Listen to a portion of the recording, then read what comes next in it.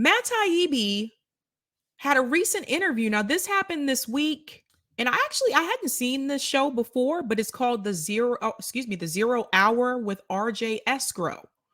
And they were talking about cancel culture and tech censorship. And this is a really interesting discussion. So I do want to play a clip from this. You guys know we've been talking about this for a while. It's happening all around us. There is a lot of censorship going on, obviously, but there's also cancel culture that is also connected to that sometimes.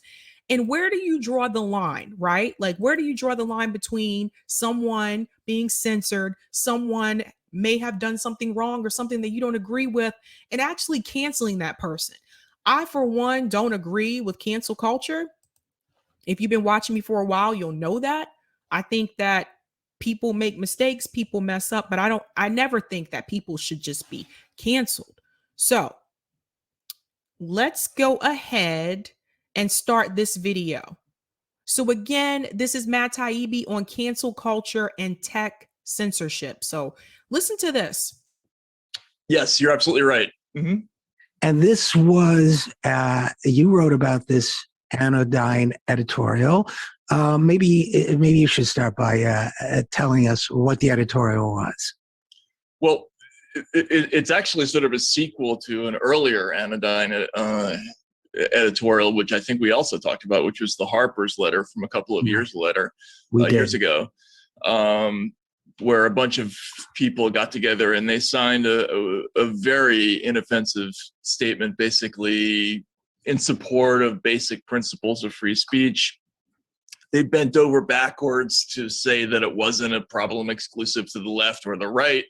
They were basically saying that they were in favor of freedom of academic inquiry and of journalistic expression. And a bunch of people signed it who were famous, including Salman Rushdie, Wynton Marsalis, and J.K. Rowling, which ended up being precipitating a huge mess because a number of the people didn't want to co-sign with Rowling because of her views on trans issues. And the whole thing ended up basically proving the thesis of the article, which was that people are very, very touchy about speech, and there can be tremendous consequences for saying the wrong thing. The Harper's letter precipitated the ouster of Matt Iglesias from Vox, who is the co-founder of the site. So the New York Times, which I think is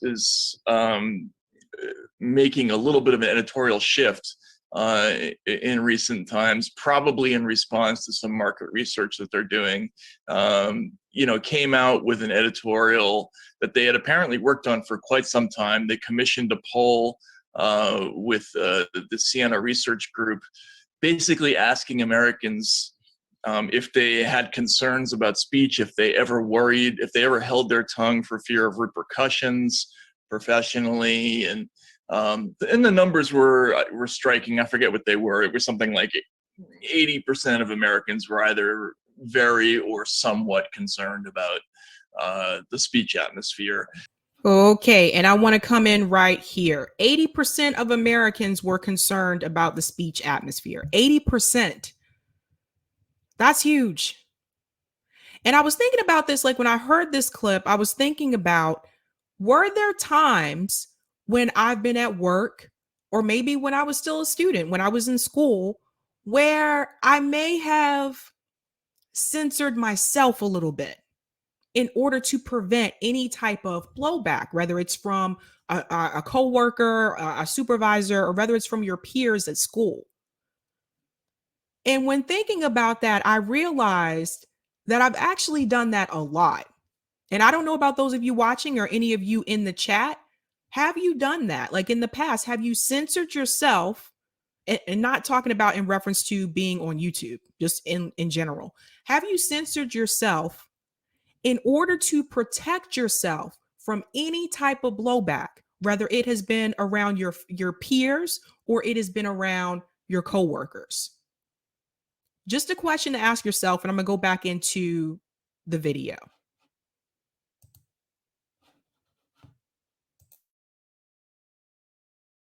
And they wrote again that this was not a problem that was exclusive to the left, that the Republicans had also been engaged in activities like outlawing certain kinds of academic ideas at the legislative level. But there was an enormous amount of blowback, even worse than the Harper's letter. And this Times piece said even less than the Harper's letter did. But there were people calling for mass resignations, firings, the whole lot. So it was quite a fiasco. It was, and it was anodyne, as you pointed out. Everybody sort of bent over backwards to describe it that way because it said so little, and yet it was somehow so controversial. You mentioned in your piece. Just want to chime in here as well. I noticed a lot of you said yes, especially like in corporate America. A lot of us have to do it. And what's really interesting, I want to point this out as well, is that I remember going through diversity workshops at work where we were told every single workshop that we are supposed to bring our full self to work. But not really, because if you can bring your full self to work, then you should be able to say what you want, but you can't without repercussion. And that was the thing that really got me, is that unless I was at home in my own house, every environment that I was in, I was self-censoring. Work, school, dating. How many of you have done it if you're on a first date? Do you censor yourself a little bit because you're trying to make an impression? So we do this more often than we realize. And I think for a long time, I was just looking at it in reference to what's said on YouTube, right? Or what comedians may say. The whole issue that just happened with Will Smith and Chris Rock. By the way, I think that people, especially comedians, like, they should be able to say what they want. You don't have to like it. You don't have to agree with it. You don't have to go to their shows. Just want to put that out there. But I've realized that we've actually really do self-censor ourselves more than we realize. So I'm gonna go back into the video. About the Times editorial and the blowback, you mentioned that a lot of people use the word anodyne. And since you wrote about it, I saw yet another piece using the word anodyne. So that part of the discussion is not dying. And I should also add, for people who don't know, anodyne means harmless, sometimes intentionally inoffensive and mild. In its noun form, an anodyne is like a painkiller, a narcotic. And it seems to me, and that seems to me not entirely irrelevant to this conversation, Matt, because it seems to me that a lot of the outrage around this editorial is a way for people to somehow tranquilize themselves against more important things to worry about. Maybe that's unfair. I don't know, but that's one of my reactions. Is that unfair? No, I think that's fair. It certainly suggests that there's a lot of anxiety that's probably about something else, because it can't possibly be about this editorial, which says so little. You might say that it's a proxy for a larger discussion about who's a bigger threat to liberal values in America, the Republicans or the Democrats. And I think some of the anger directed toward this editorial was from people who were upset that there was any suggestion that there was any comparison whatsoever between the illiberal attitudes on what used to be the left towards speech and what's going on in the Republican Party today. And I think that's possible. That really what they're talking about is they're upset that there's even a comparison being made between those two groups, and I get that, but I still calling for people to be fired over such a tepid editorial is indicative of something that's kind of strange in the atmosphere.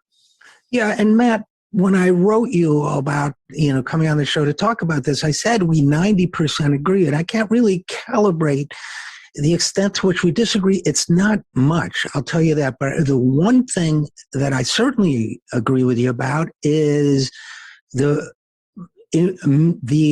proportional response, the intensity of the response to the intensity of the potential slight. It seems to me so out of proportion. I could get an argument that says, don't say gay bills or what, as so-called. I mean, we could talk about that too, but that what the right is doing is worse than what the left is doing. And, we could talk about that. But the idea that this editorial, that people, smart people, writers, journalists, media critics can say that the entire editorial board of the New York Times should resign en masse over this, to me, it just struck me that some emotion has been triggered that is not about what we're talking about. And I should, before we go any further, tip my hand as like a diehard leftist by saying that when I read the editorial, without having read any criticism of it, when it came out, my main reaction was, well, where are the anti-BDS laws that forbid talking about sanctions?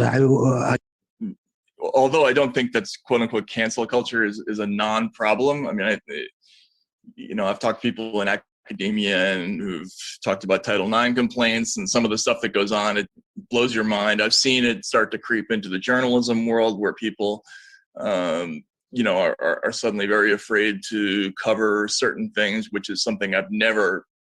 Let's talk about Title IX and academia, since I come from academia.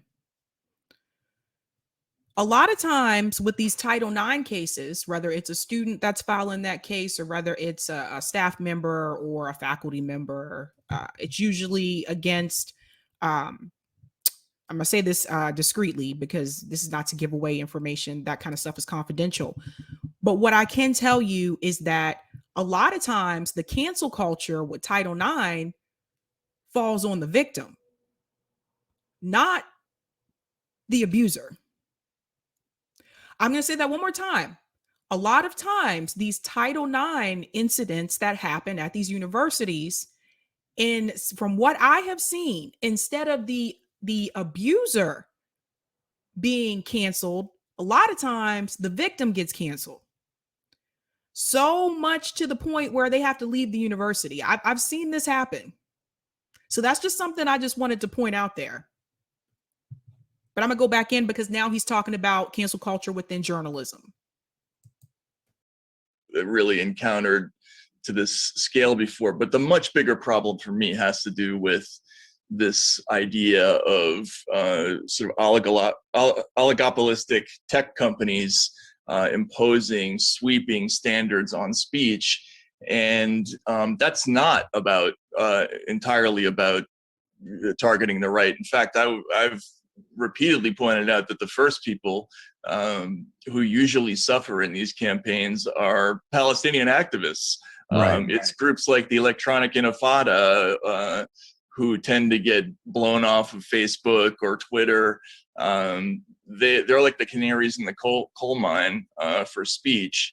So I'm in agreement with you. I think there's a tendency for people to look at those who are quote unquote free speech activists now and see that as a proxy for right-wing activism.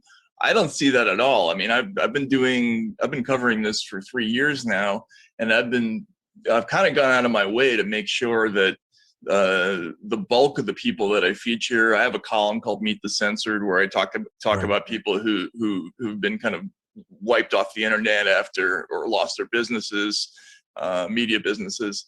Most of those people are on the left politically. I'm glad that he mentioned that. I have something to say about that. Something I have been noticing myself. Where did this come from all of a sudden, where if you're pro free speech, you must be on the right? Where did that come from? I thought lefties were supposed to be about free speech, blah, blah, blah, blah, blah. I thought lefties were supposed to be about free speech and body, autonomy and just being free. I thought that's what the left was supposed to be about. But if you'll notice now, especially if you're listening to mainstream media, now when you bring up free speech, it's all of a sudden it's, oh, well, you're on the right. That's a right-wing thing. When did the right co-opt free speech? Like, when did this happen? What is it, because of Trump? Is it because Trump was removed from Twitter? Is that what started all of this? Because it's just very strange to me. Because I can tell you, I went to high school in North Carolina, and it was very conservative at that point.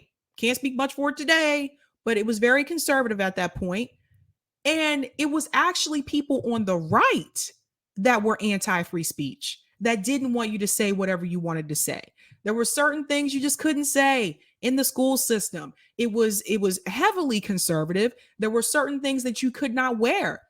When I came to Massachusetts, I met women here that were allowed to wear tank tops, like spaghetti strap tank tops at school. We couldn't wear that. I couldn't wear spaghetti strap tank tops. You had to have a cardigan over it. Hence, I think that's where the whole cardigan thing came from with me. That's why I have so many cardigans. Couldn't wear that. You couldn't have one. Your shorts had to be like 6 inches below, 6 inches below your hip at least. So if your longest finger, if your shorts did not come down to your longest finger when you were standing up, they would send you home. So we had strict dress code, strict speech requirements. So it's just very interesting. That's why I'm like, how did this happen all of a sudden? But I am noticing that, and I've noticed that with a couple of incidents and issues that have come up over the past year or so, where it does seem like the people who were calling for people to be canceled, why it seemed like it's coming more from people on the left now. Why? I thought we were supposed to be about freedom. So it's just very strange to me, the number of people who were on Twitter like, cancel Will Smith, cancel Dave Chappelle. And these are people on the left. I don't know where this came from. I don't know. I'm going back in. There's no shortage of people on the right who one could also profile.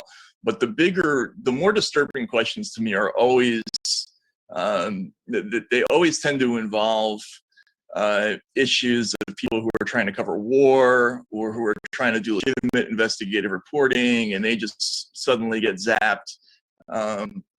Or it's the issue of big versus small, which I think is a major problem with speech that people don't really recognize. Like, YouTube after January 6th started going after independent videographers who had chronicled the event that day and either demonetizing their sites or removing their footage, but they allowed CBS, NBC, ABC, the New York Times to use the same footage that they.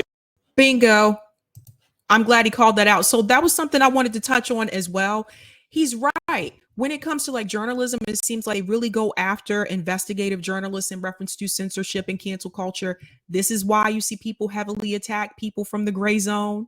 This is why you see like Aaron Mate, Max Blumenthal. This is why they get attacked a lot, because they're investigative journalists and they write and talk a lot about war, and they expose things that mainstream media is not exposing. So it goes against the mainstream narrative talking point. That's a big part of it. So he's 100% right about that. And he brought up what happened with the footage on January 6th. I've been careful about to talk about this as well.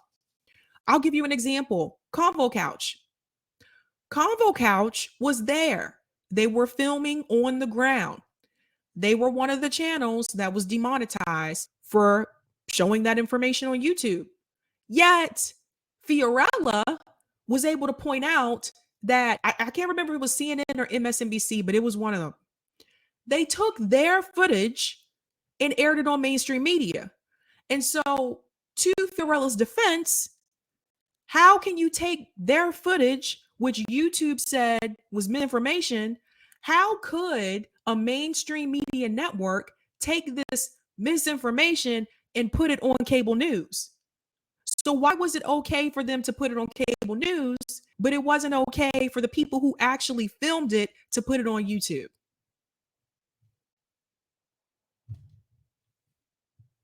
I dropped the mic. They have been sold by those same videographers. So what's dangerous about that is that it's censorship that drives all speech through this corporate filter, which I think is the most dangerous aspect of all of this. Yeah, I actually think it's kind of smiley face totalitarianism.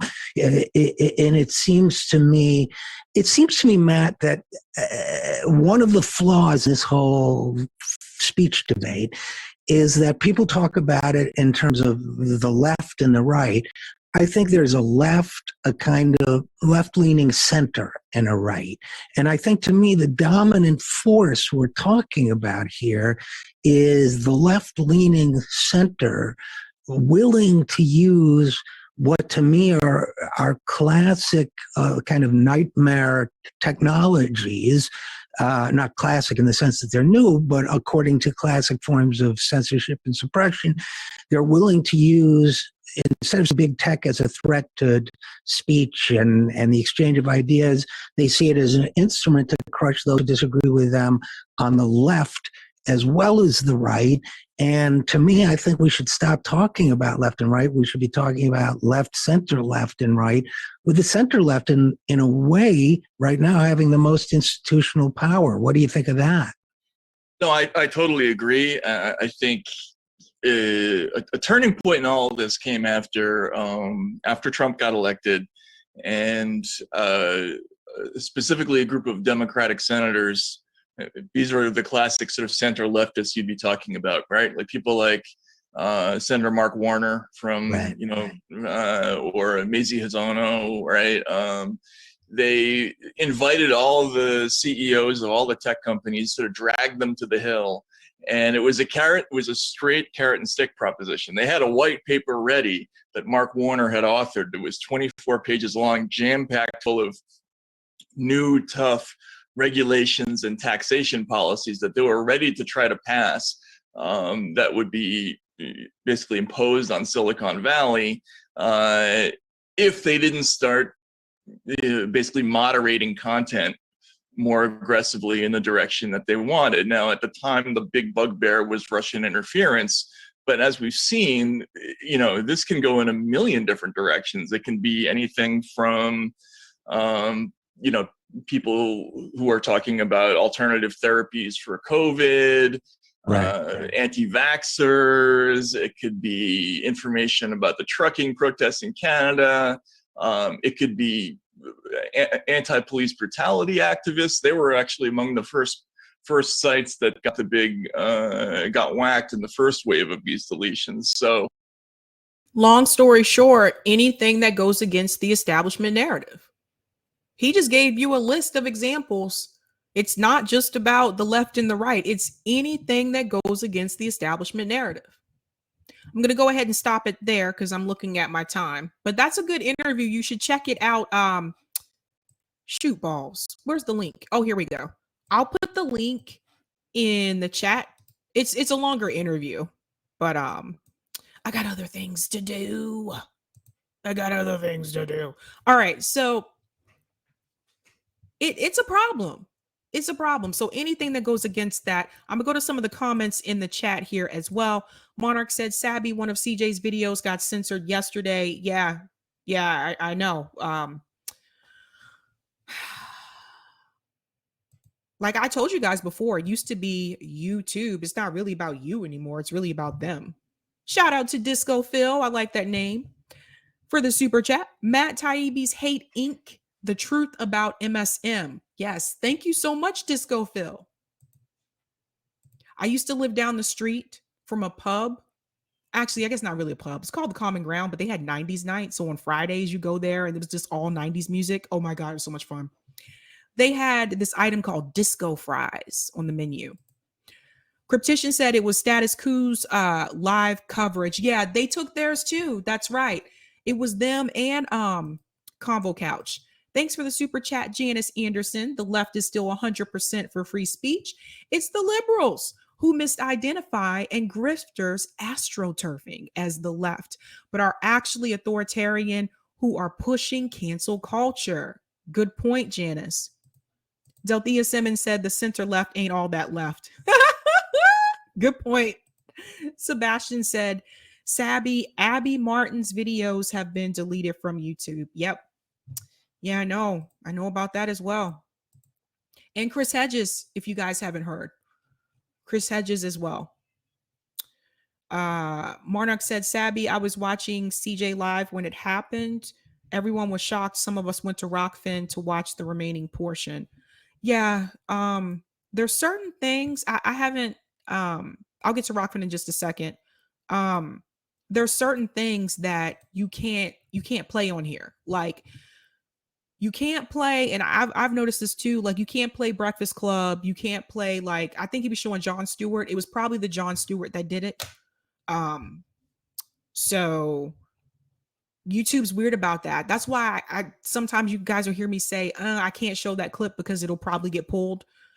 I've kind of gotten the know-how now to determine which ones I can pass and which ones that can't pass. But typically those talk shows like Jon Stewart, Jimmy Kimmel, Colbert, like even The View, you got to be careful with that one too, because with them I find I have to play it from their YouTube channel specifically.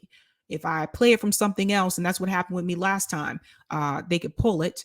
But those talk shows are tricky. You got to be careful about playing those.